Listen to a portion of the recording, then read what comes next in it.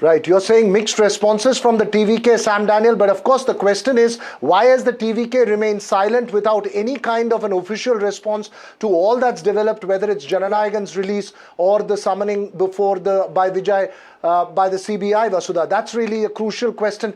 AP Singh, former CBI director, joins us as well this evening along with all our other political analysts and politicians on the panel. Mr. Singh, the perception that's being created could be that, look, there's a albatross around Vijay's neck, and again, there's some kind of political pressure from the center. How would you see this playing out? See, this is a law and order case. It's a law and order matter.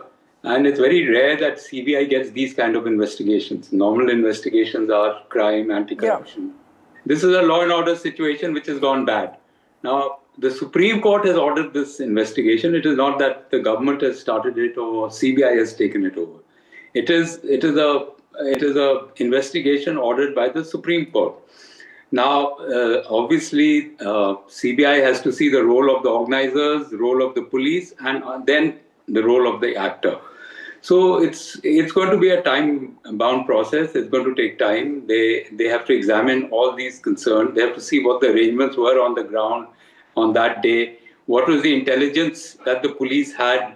You know, after all, I'm sure Karur is not a very big city. So if there's so much of influx of population or people coming to a rally, they should have been alert. The local police should have been alert. The organizers should have alerted them.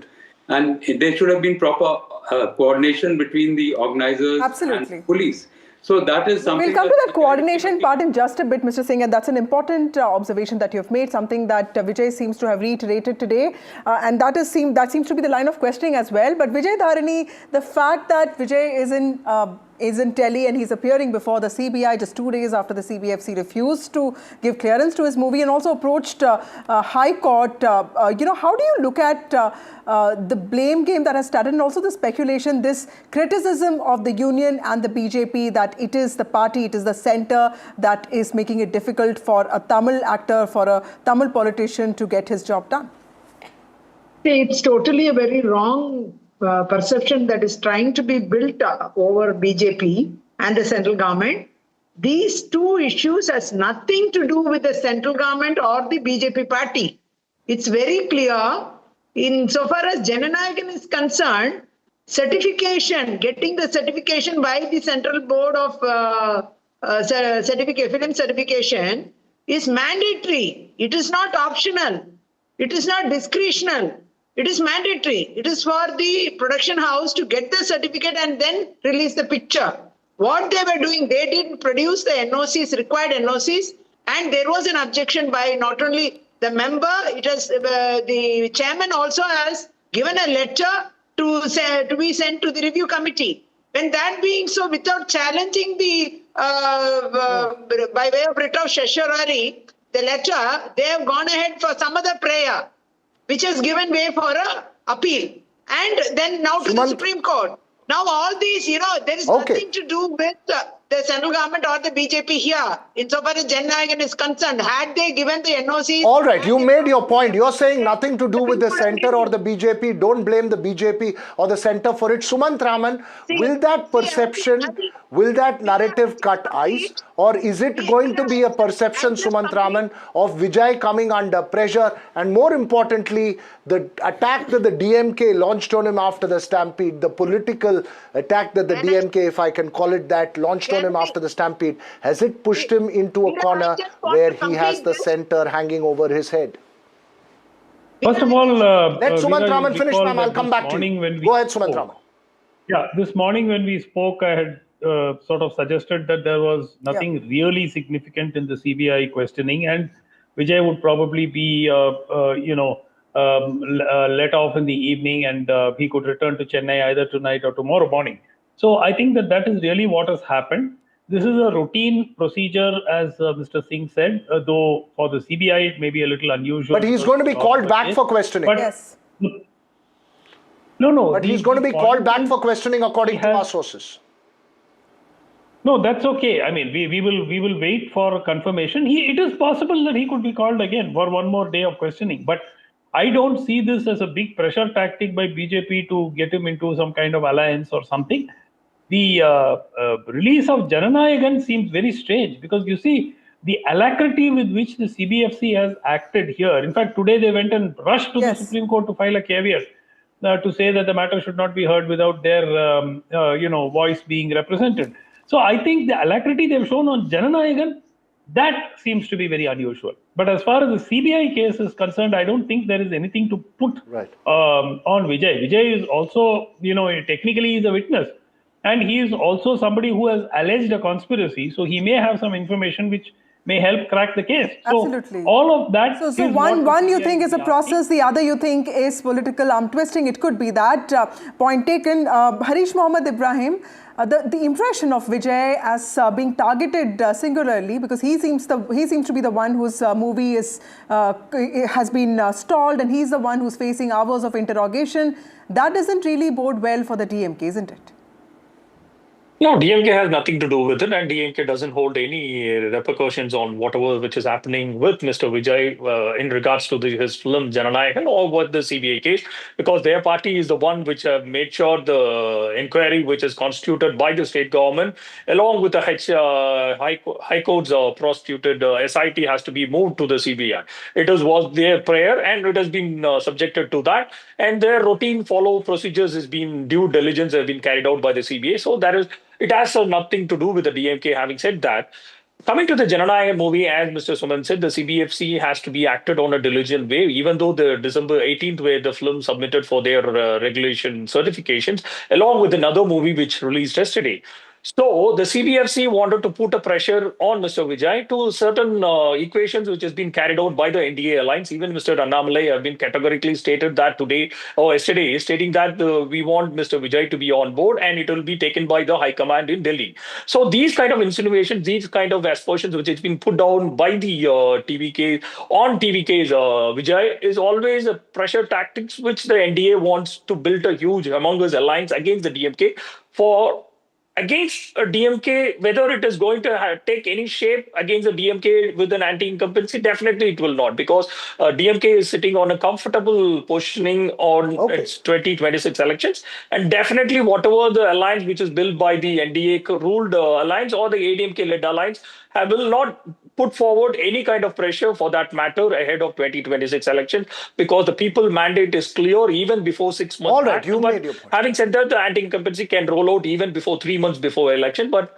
we have to wait and watch until the elections dates are roll over. But no, we'll have to wait for an election. Harish Mohammed Ibrahim, Indian elections often turn great surprises. Let me get Ramaswamy Meyyappan into this. Ramaswamy Meyyappan, one of the perceptions and the whisper that I can, if I may call it that, amongst BJP, amongst AIADMK leaders in Tamil Nadu, is that with all this, the center seems to be, or if not the center, just the sheer fact that all this is happening is making Vijay so strong that it could really push the AIADMK, BJP further down in Tamil Nadu instead of actually allowing them to bolster, unless and until they're able to forge an alliance with the TVK, which seems almost impossible at this stage. So what's the political calculus, if there is one, in all this that's happening?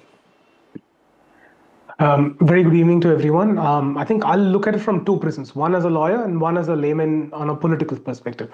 One, as a lawyer looking at it, all of it is only procedural. Everyone has their right of appeal. So that's what the producers of Jananayagan had done by way of coming to a writ petition. And the CBFC, rightfully so, went on a writ appeal. The CBFC has concerns with regards to what is being shown in the movie, and it ought not to be displayed to the public. They're rightful in their position to actually go and seek for an intervention of the court, which is what they've done. And that's what they're seeking by way of a caveat before the Supreme Court also, to have an opportunity to place what is the actual position, what are their concerns. And now coming to the CBI inquiry. The CBI inquiry, very categorical and very simple. It was not asked by the BJP, it was not asked by the central government, it was not a suo motu action by the court. It was a request that the TVK party, through its representative Adhiv Arjuna, went before the Supreme Court and said, we do not have trust in the state agencies, we do not have trust in the state government, they do not have clarity, there is no transparency, and we are also questioning their integrity.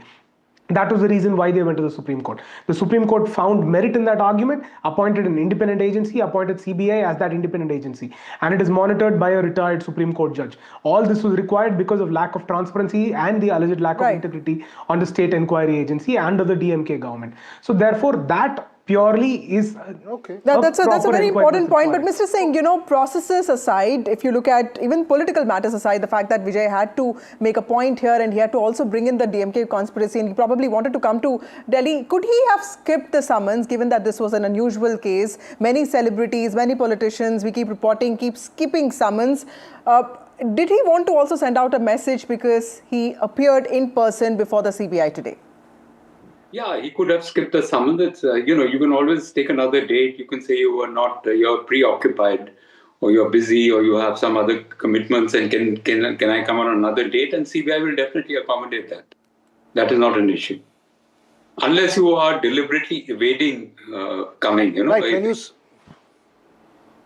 If on repeated dates, in a case of this nature, sir, I want to understand from you, in a case of this nature, which is highly politically charged at another level, how do you see the CBI's role itself? I mean, because there have been continuous insinuations from the opposition parties of the center using agencies to target political opponents. How does the CBI go about this case? What do you but you must the understand crucial aspects as an investigator?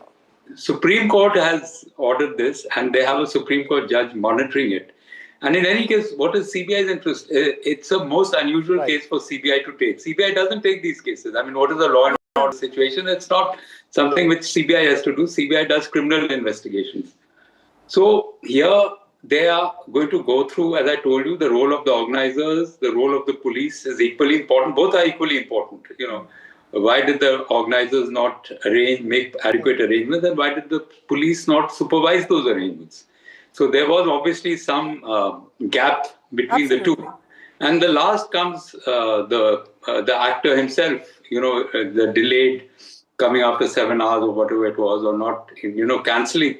They could have asked him to cancel his appearance if the crowd turned very, disturbed, or there was no food, there was no water. They could have said, okay. Inadequate arrangements by the organizers is something that even a lot of critics have pointed out. Vijay Dharini, and police supervision. It's not only the organizers, because ultimate responsibility for law and order is with the police. Yeah, absolutely. So the blame is on both of them. Vijay Dharini, you wanted to point at the fact that a lot of us also believe that there is some sense of politics that's at play here. How are you going to refute those allegations?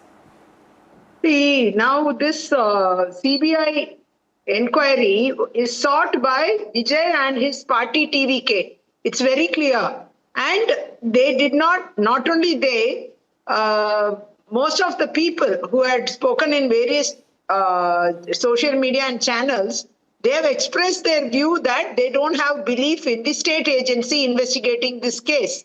So, compositely, when the petition was filed in the Supreme Court allowed that CBI will go ahead with this case and give a report on that. And also they have appointed a retired judge for this matter. When this being the case, there is no question of any gameplay in this matter by BJP or the central government. It is Vijay who has to come and give a statement. He has preferred for CBI, and CBI is investigating. It is for him to come and give the statement. What has happened on that day? He was present on that day when so many lives, so many people died. When that being so, he is one of the main witness who has to come and depose his evidence before the investigation agency, helping them to find out what exactly happened on that day. And there is also an allegation on the state government and the state police of conspiracy. When that being so, and conspiracy theory is also being built on various ministers belonging to the Karur area. When that being so, should it not be investigated properly to find out what has happened in this matter? And there are so many things that being told by so many absolutely. people. I think you're making a very important point. There are multiple sides to the investigation, madam, and that's perhaps being investigated as rightly pointed out. It's being monitored by a retired judge of the Supreme Court, and Vijay's party, Sumant Raman, has been sending out a message that if he had delayed or deferred from attending to the summons, it would look like deflection, given that they sought for this probe, and that's something they have to hide. And they have nothing to hide, so he was willing to face the CBI at the first opportunity that was presented before him. But where does this in a sense, this is also a test of Vijay's mettle as a politician. The fact that Jananayagan has not released, and we believe it may not release till about 21st of January, or unless the Supreme Court intervenes in the matter, where do you see all this political narrative playing? More importantly, the question I pose to Ramaswamy Meyyappan, does this bolster Vijay politically? And when he gets bolstered, while the DMK gets weaker, does it weaken the AIDMK even more than it weakens the DMK? What's your assessment? No, I think it is now quite clear that Vijay does not have the muscle to make it on his own. Now, whether he will accept the reality and go for an alliance is the only question which remains here. And as far as today's action is concerned, I don't think it will have any political, benefits for Vijay, because it is a routine investigation. He went for one day and he's come back. Maybe if they call him after a week or something, he may go for another day. That in itself is not going to give him any big political advantage. If Jananayagan is, and mind you, he hasn't spoken a word about the delay of Jananayagan, right? So far, he has not said a word about it. So the point is, if he wants to make political capital out of that, the time for that has probably even passed, because he should have come out all guns blazing saying that here are these people trying to target me by blocking the release of my movie. Right. He has not said one word. I So I think that for him to even to take political mileage out of it, he has to do put in some effort, and that has not happened so far. So I think the scene is, more you look at it. Vasudha, in fact, this morning a DMK leader was saying if this was happening to the DMK, you would have protests across Tamil Nadu at some point or the other. There would have been multiple statements. Where is the TVK in terms of sending statements? I don't know how that plays out. But you've always maintained that there's a lot of filmy aspect to the TVK, not just its leader, but also to its own cadre. So basically, they're just hoping that people will turn this around for them, which may not really happen in politics, because in India, people like strong leaders, and Sumant Raman is making that very important point.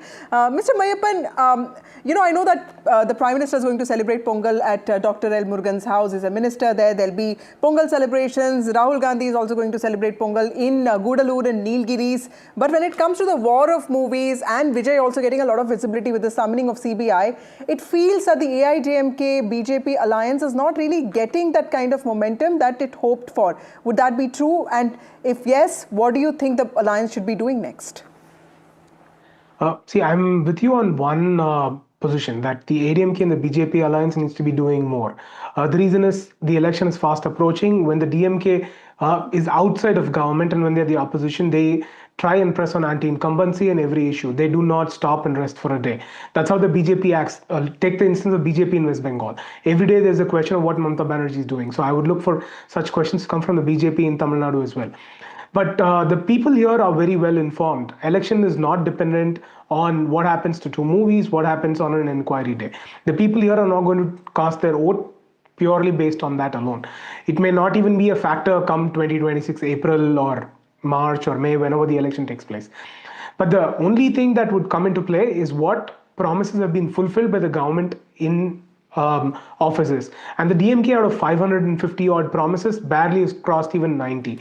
Their first few promises of checking NEET, of working on reducing number of task marks, improving women's safety, none of these things have taken place. So all this would be a concern where the AIDMK and the BJP is holding horses. Every meeting that they're addressing, they're talking about these issues. So there, kudos to Nainar Nagendran and Edapadi. All right, you're making a strong point as far as political narrative is concerned, but perception is a very different beast, Ramaswamy Meyyappan, in terms of overall politics. Whether that works in terms of an election, I don't know. But one very, very, very brief question to you, Harish Mohammad Ibrahim.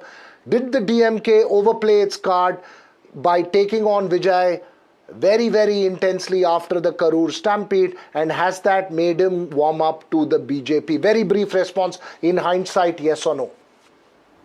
Veera, DMK hasn't even started its play against Mr. Vijay because he is not even relevant to Tamil Nadu politics, is what the DMK believe. Factually, coming to the point, as Mr. Sumant said, he doesn't even have a guts to even face the CBFC certification, which has been halted by the Ministry of Information Broadcasting under the Modi's regime. He can't even open his mouth and plain simple. He can't even open his mouth on his ideological enemy.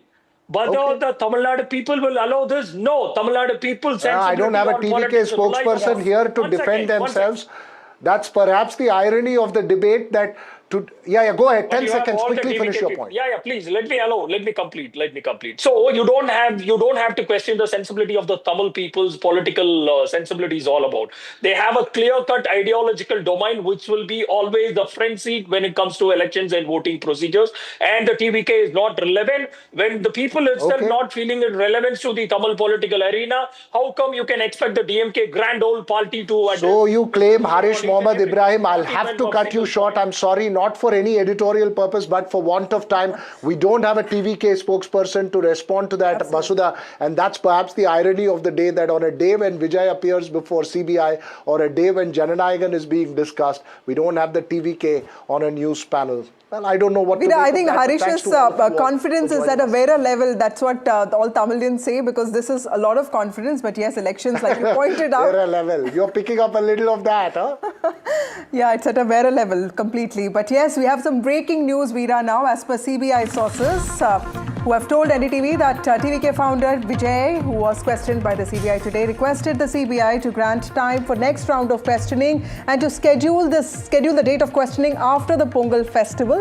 That's what we understand. Veera, we also know that the CBI has accepted Vijay's request, and the next round of questioning will be fixed after Pongal, is what sources have told us. All right, so we can all have a nice Pongal before we get back to news and politics that will build up, Vasudha, in the run-up to TN 2026, the last Pongal before a big election in Tamil Nadu, sort of setting out the bugle that morning on the 14th. But we'll take a very short break. When we come back on Southern View, much more up ahead.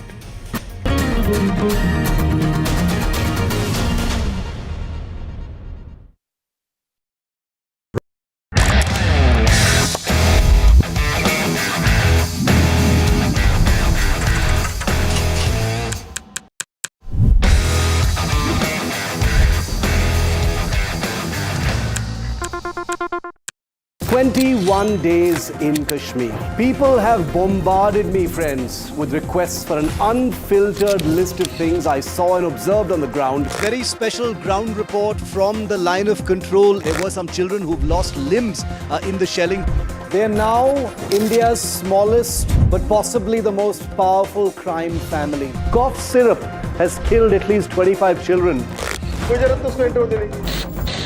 Gaikwad sahab, aise mat kijiye. Suddenly people are wondering about the weaponization of India-Pakistan cricket. We live and breathe elections. You will not believe your eyes or ears when I show you what I'm about to do. And for a country that has fought so many wars in the mountains and at high altitude. We're standing on the Indian Navy's newest warship. The line of control, Shiv Arur, NDTV. Across the country. He has tracked the pulse of power from Washington to Korea.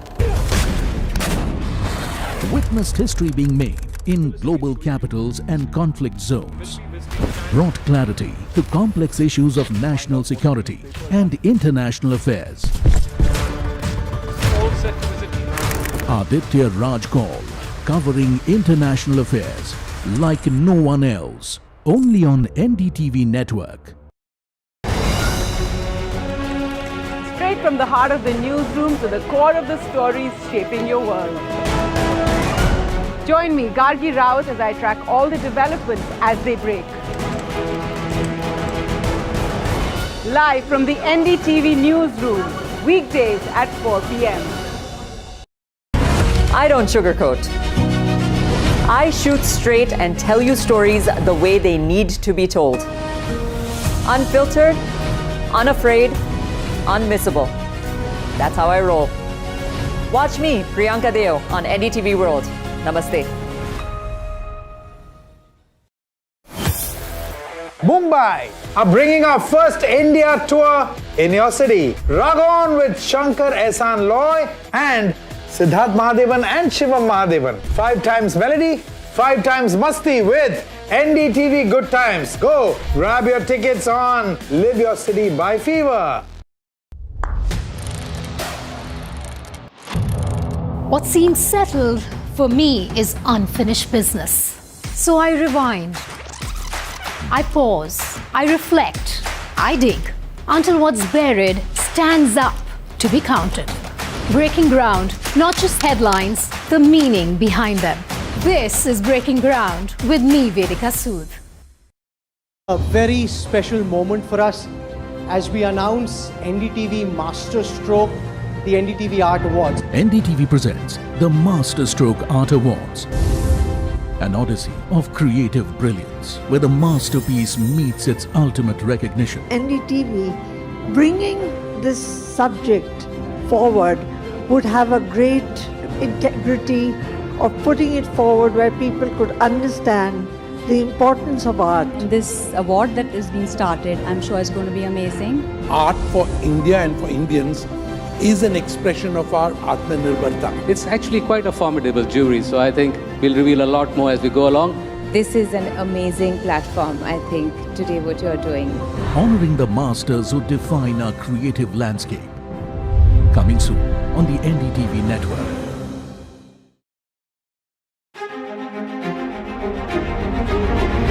Every winter, the World Economic Forum at Davos becomes the world's thinking room, where power, policy and purpose converge, where the future is examined and reimagined.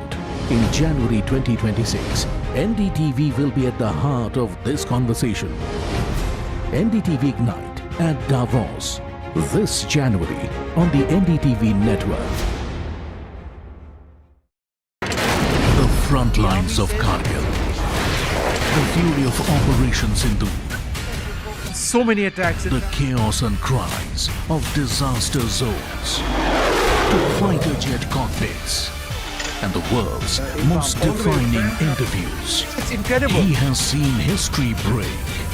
Live. Unfiltered. 20,000 hours of live broadcasting. Welcome to Left, Right and Centre. Hard facts. War-struck country. Hard questions. In the Ukraine. 30 years of trust. In the Kargil area. North Ukraine. In France, in Italy. At Srinagar. Vishnu Shom for NDTV. Vishnu Shom. Only on NDTV. Pulling us into this country. They argue, I conclude. They deflect, I drill down.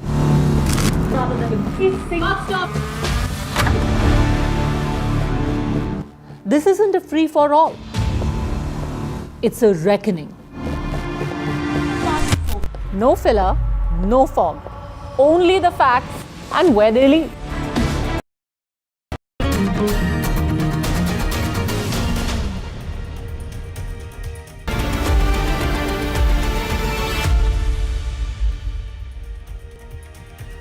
Welcome back. The BMC polls have suddenly become less about fixing Mumbai and more about who built the city and who owns it now. What should have been an election focused on flooding, garbage, hospitals and governance has now turned into an emotional fight over identity and belonging. The latest is MNS chief Raj Thakre's attack on BJP leader K. Annamalai. He has called him a Rasmalai, used derogatory language against South Indians, especially Tamilians, ridiculing them, threatening them, all because Annamalai called Mumbai an international city. The UBT Sena has also demanded his arrest, saying that he insulted Marathis, when actually it seemed like the words used by the MNS chief were completely insulting to Tamils. This language, Veera, in some ways has reignited old wounds about outsiders in Mumbai, and it has also tried to turn pride into anger. Call it the moment Rasmalai turned acerbic, Vasudha, in the political space. In doing so, the MNS has also reminded people of Mumbai, of Balasaheb Thakre's old tirades against South Indians, reopening a chapter many hoped Mumbai had moved past. Vasudha, Annamalai, of course, hitting back and speaking to the press in Tamil Nadu, even questioned how the DMK could be part of an alliance with the Sena UBT and accused that the Thakre brothers were using politics of intimidation. Raj Thakre's rhetoric may sound powerful, Vasudha, but will it work in 2026 as an electoral counter to the BJP's Hindutva? Does it divert attention from the real issues of Mumbai? Is linguistic chauvinism an effective counter to Hindutva? Both fiercely divisive, many would argue, Vasudha. Let's listen into the comments that set off this exchange first. घरं नाकारली जातात. काल परवाकडे कोणतरी एक तामिळनाडूमधून रसमलाई आली होती.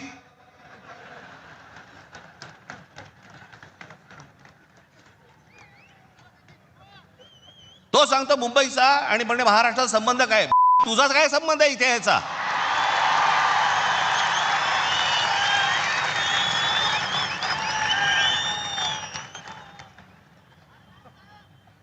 यांच्यासाठीच माननीय बाळासाहेब बोलले होते, हटाव लुंगी आणि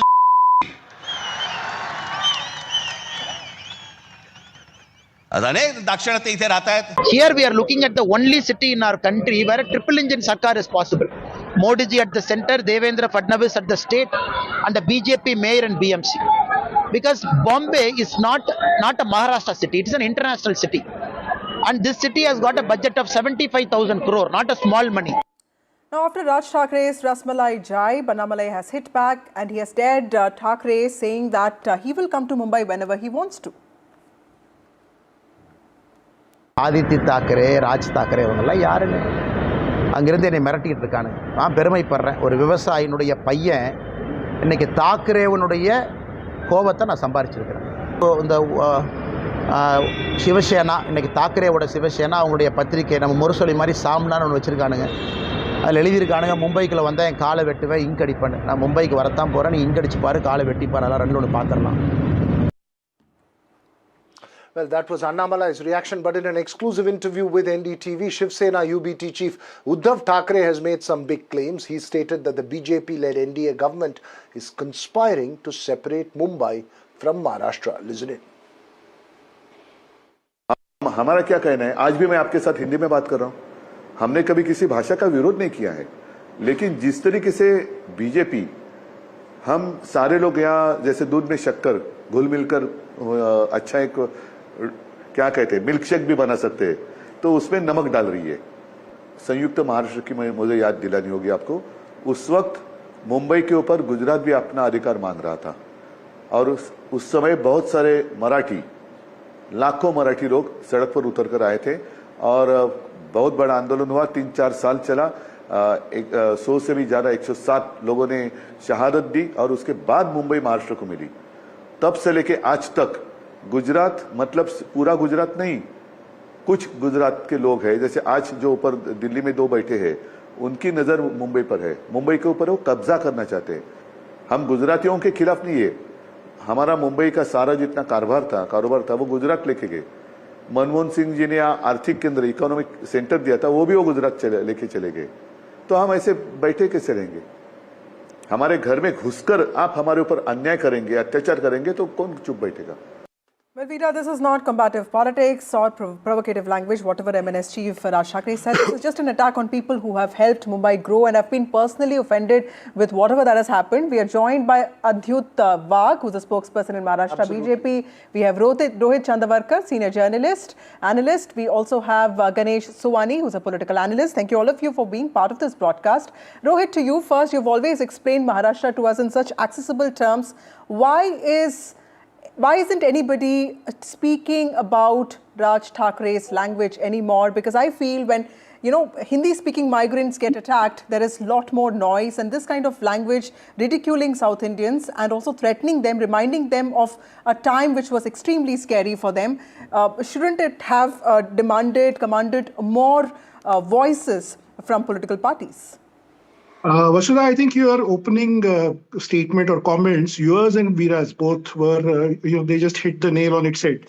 You just explained what is happening, and I'd like to repeat just one line, which is that there is polarization of 2 types that is happening. From one side, there is linguistic polarization, attempt to do that, and from the other side, there is polarization on a Hindutva basis, which is being attempted by the BJP to counter the linguistic polarization. So, as expected, just about, let's say 55 hours before this megacity goes to polls, you have this kind of narrative where there is rhetoric and there is emotional appeal, and there is all the things except what the taxpayers and Mumbai citizens should be talking about: the infrastructure, bad roads, water supply, and other civic issues and civic amenities or lack of those amenities. Typically, what is happening is Uddhav Thackeray and Raj Thackeray are now sensing that the only way they can survive in Mumbai's politics, Maharashtra politics, is by kind of polarizing or consolidating on the Marathi vote, Marathi Manus vote that is there in Mumbai, which is close to 38-40%, let's say. And Uddhav Thackeray is also hoping that just like the last Vidhan Sabha, he might also get the support of minority community of Mumbai, which is almost about 18%. So they think they can reach about 58% vote bank. And out of that, they can get, some seats, maybe 80, 85, 100 seats out of the 227 that are there in Mumbai Municipal Corporation. The BJP, on the other side, smartly has realized that, this linguistic polarization and sympathy appeal might work. So what they are doing is you can watch Annamalai or Kripa Shankar Singh, leaders of BJP, appealing smartly, very subtly to the non-Marathi voters. Please understand, this is the latest twist that has come in the tail.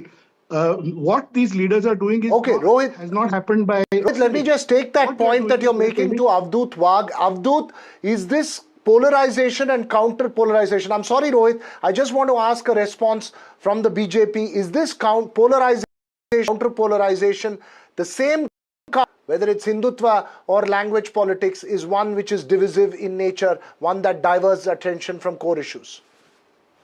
As far as Bharatiya Janata Party is concerned, Bharatiya Janata Party is facing this election with its infrastructure, what we have developed in Mumbai since 2014, when Devendra Fadnavis has become Chief Minister of Maharashtra, and thereafter he has become Deputy Chief Minister, then he again become Chief Minister.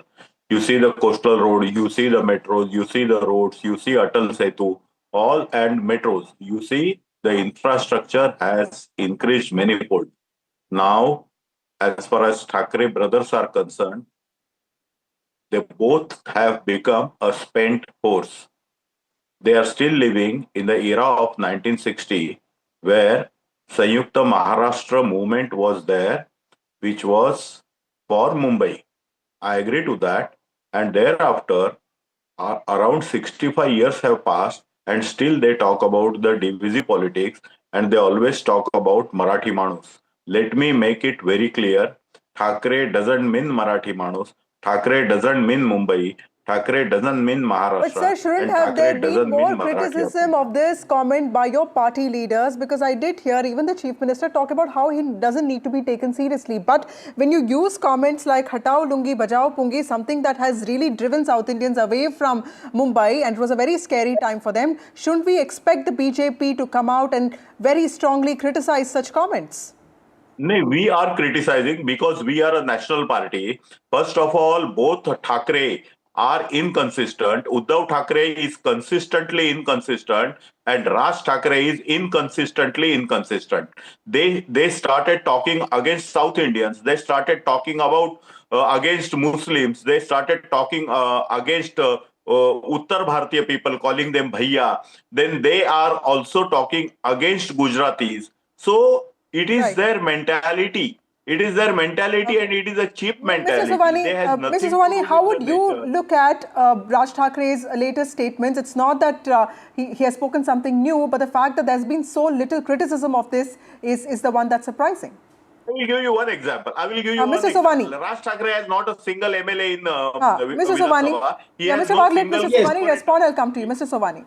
Yes, Marathi language is the only unifying factor between the MNS and UBT as on the date, because BJP-led government, Mr. Devendra Fadnavis, has also embarked upon introducing Hindi as a third language in the schools, and that has somewhat kicked off initially, but they later on came to know that Marathi people are deadly against introducing Hindi. And this is introduction of Hindi as a third language became a unifying factor. But what does that have to do with threatening South India, sir? There's nothing that Annamalai said was wrong. He said Mumbai has to, it's an international city. How would you defend something like MNS chief's statements? Yes. Yeah, I will answer your question. Annamalai is a very responsible politician. He is an IPS officer who resigned and entered into the politics. Now, when he says about the Mumbai getting associated with Maharashtra, not just confined to Maharashtra, he did not want to say it from geographical point of view, which the Thackerays are exploiting. But he essentially wanted to say that Mumbai's budget, BMC's budget is of 75 crores, which is equivalent to any state in Northeast India. And it has indeed an important international business center.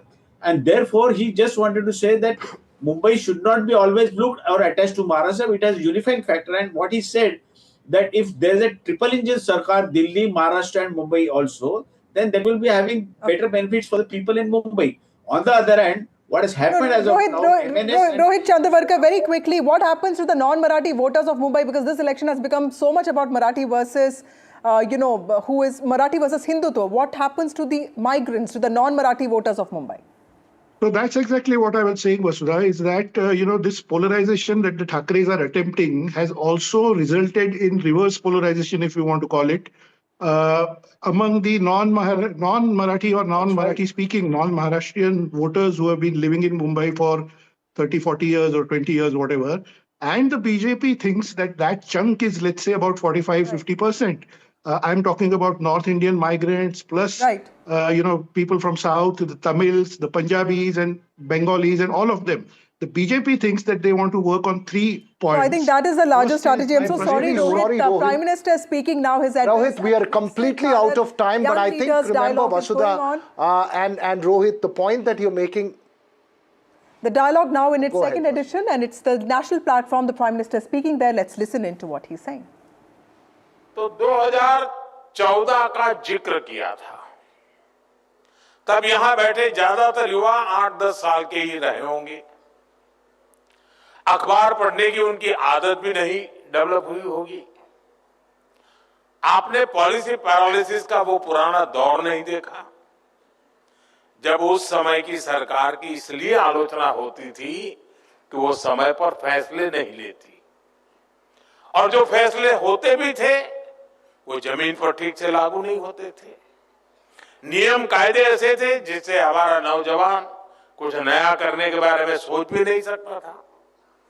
देश का युवा परेशान था कि इतनी बंदिशों में वो जाए तो जाए कहां। साथियों, ये हालत ये थी कि अगर किसी एग्जाम के लिए, जॉब के लिए अप्लाई करना होता था तो सर्टिफिकेट अटेस्ट कराने के लिए अफसरों और नेताओं के साइन लेने में ही दम निकल जाता था। फिर फीस का डिमांड ड्राफ्ट बनाने के लिए बैंक और पोस्ट ऑफिस के चक्कर लगाने पड़ते थे। अपना कोई बिजनेस शुरू करना होता था तो बैंक कुछ हजार रुपये लाने के लिए 100 गारंटी मांगते थे। आज ये बातें बहुत असामान्य लगती हैं, लेकिन 1 दशक पहले तक यही सब कुछ चलता था।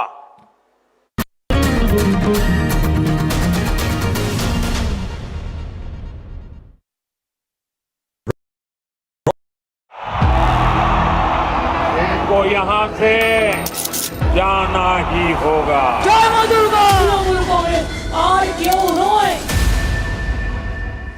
There is no bigger battle in 2026. And nobody has reported Bengal like I have. Buckle up for an unforgettable election thriller. Will the BJP breach Mamta's fortress? TMC जावे, BJP आसपे। Can Didi fight off her life's biggest challenge? BJP double engine Sarkar এই লড়াই বাঁচতে হবে। Battleground Bengal with Manogya Loiwal.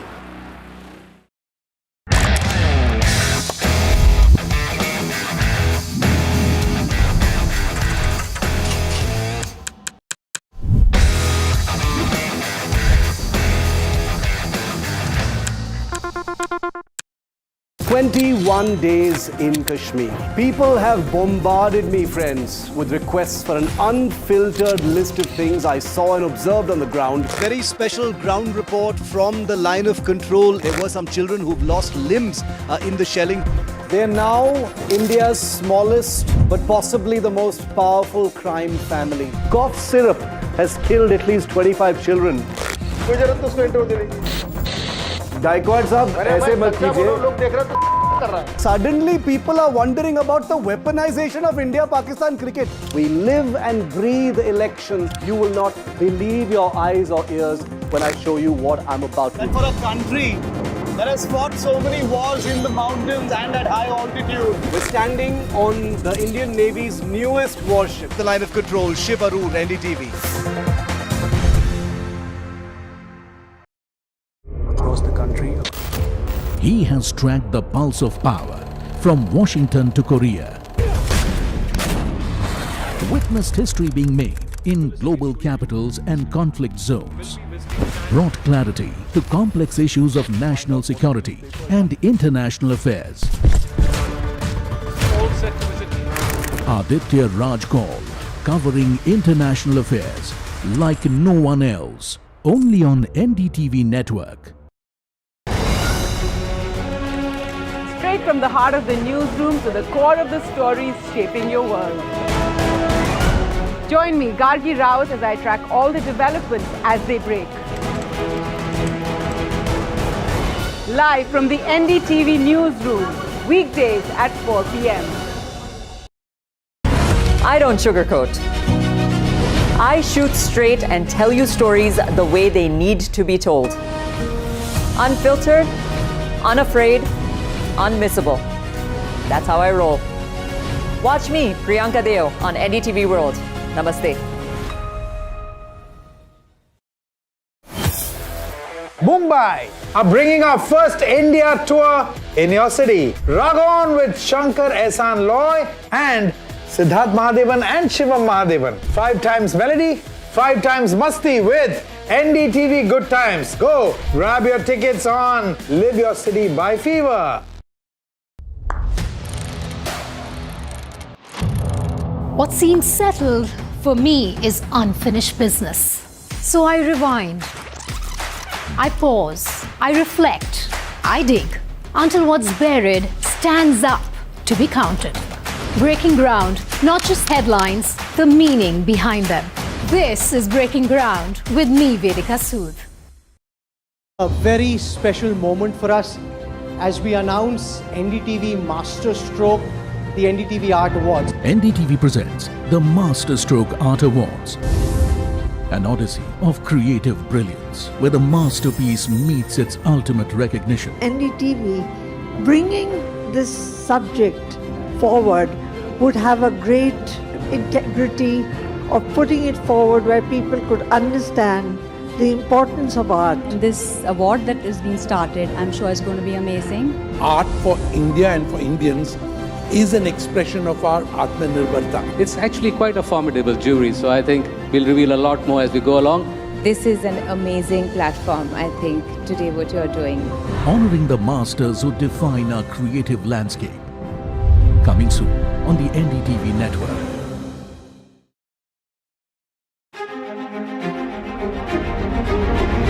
Every winter, the World Economic Forum at Davos becomes the world's thinking room, where power, policy and purpose converge, where the future is examined and reimagined. In January 2026, NDTV will be at the heart of this conversation.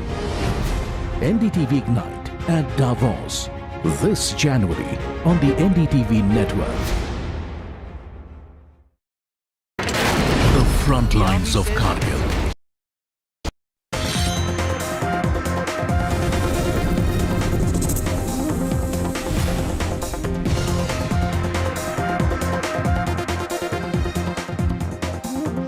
Good evening and welcome. You're on India Matters on Monday night with me, Shiv Arur. As always, we start with the big headlines I'm tracking tonight at 8. Talapati Vijay grilled by the CBI for 6 hours today in Delhi. In the Karur Stampede case that killed 41 people, the superstar will be called in again to be grilled for the second time by the CBI, but this time after Pongal. Jananayagan maker moves Supreme Court over movies censorship amidst Vijay's CBI grilling in Delhi. The maker has sought an early hearing, asks the top court to hear the matter tomorrow itself. Meanwhile, MNS Chief Raj Thackeray triggers a big political storm, insults BJP leader from Tamil Nadu, Annamalai, calls him Rasmalai. Annamalai hits back, dares the MNS, says Raj Thackeray is insulting all Tamils. A special NDTV investigation that has sent shockwaves in Mumbai just days before the BMC election. Operation Mangrove exposes a massive influx of Bangladeshis into India's biggest city. It's scary how easily the demography is changing.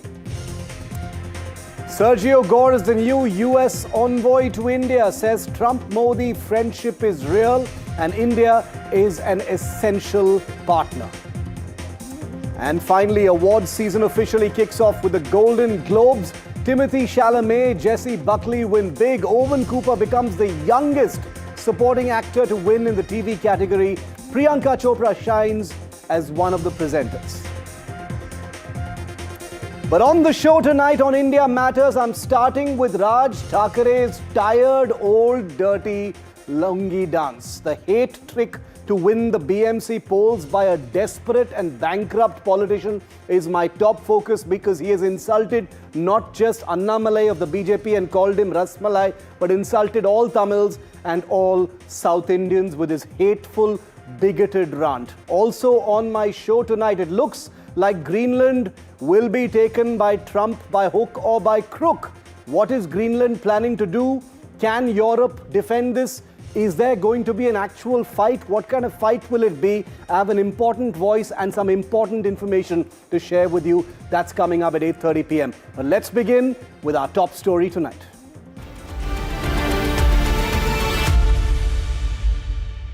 घरं नाकारली जातात. काल परवाकडे कोणतरी एक तामिळनाडूमधून रसमलाई आली होती.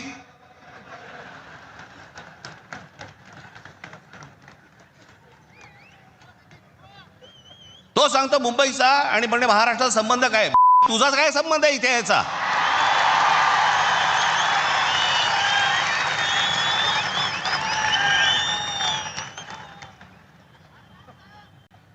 यांच्यासाठीच माननीय बाळासाहेब बोलले होते, हटाव लुंगी आणि